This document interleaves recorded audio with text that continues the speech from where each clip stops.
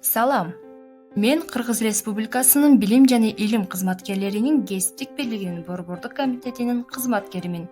Силерге бүгүн Баштапкы кесиптик бирлик уюмунун бурчун кантип уюштуруу керек экендигин айтып берем.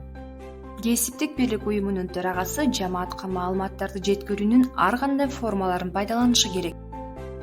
Райондук кесиптик бирлик комитетинен келген маалыматтарды төрага мектептин директору менен жамааттык чогулуштарда, педагогикалык кеңештерде жана башка учурларда макулдашуу менен берүүсү зарыл.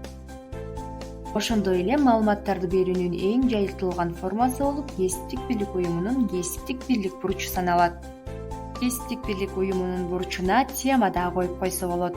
Мисалы, кесиптик бирлик уюму бирдиктүү күч, биздин кесиптик бирлик. Кесиптик бирлик биздин эгелигибиз, биримдик, ынтымак, адилеттик. Кесиптик бирлик жамааттык күч.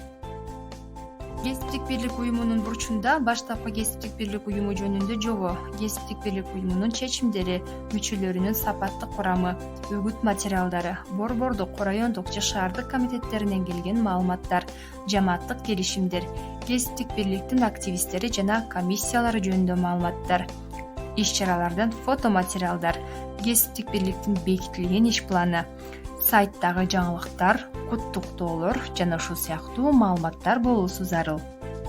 Кесиптик бирликтин мүчөлөрү кесиптик бирлик бурчу аркылуу мына ушундай маалыматтарды ала алышат.